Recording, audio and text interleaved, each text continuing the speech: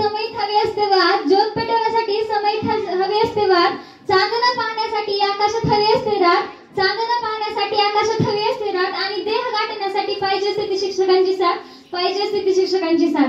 सर्वप्रथम माझ्या सर्व शिक्षकांना शिक्षक दिनाच्या हार्दिक शुभेच्छा. आदरणीय व्यासपीठ, गुरुजन वर्ग, माझ्या मित्रमैत्रिणींनो, आज 5 सप्टेंबर, आज शिक्षक दिन. शिक्षक दिन हा विद्यार्थ्यांसाठी अतिशय खास दिवस असतो. या दिवशी आपण आपल्या शिक्षकांच्या कार्याची आणि त्यांच्याविषयी असलेल्या आदराची भावना व्यक्त करत असतो. शिक्षक हे केवळ ज्ञान देणारे नसून विद्यार्थ्यांचे मार्गदर्शक, प्रेरणास्थान आणि त्यांच्या जीवनाचे शिल्पकार असतात. डॉक्टर सर्वपल्ली राधाकृष्णन यांच्या जन्मदिवसानिमित्त आपण शिक्षक दिन साजरा करतो. डॉक्टर राधाकृष्णन हे महान शिक्षण तज्ञ, तत्वज्ञ आणि भारताचे माजी राष्ट्रपती म्हणजे दुसरे राष्ट्रपती होते.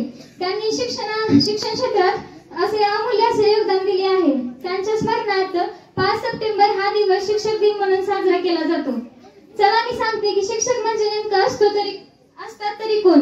अक्षर शिकवणारे असतात शिक्षक, प्रत्येक शब्दाचा अर्थ सांगणारे असतात शिक्षक, कधी प्रेमाने कधी रागावून जीवनाचा मार्ग दाखवणारे असतात शिक्षक, आयुष्याला कलाटणी देणारे वळण असतात शिक्षक, एखाद्या यशस्वी विद्यार्थ्याच्या मागे असतात शिक्षक, क्षणाक्षणाला घडविणारे असतात शिक्षक, दिशा दाखवणारे असतात शिक्षक, वेळोवेळी चुका सुद्धा दाखवणारे असतात शिक्षक, पण संस्काराचा धडा देणारे सुद्धा शिक्षकच असतात.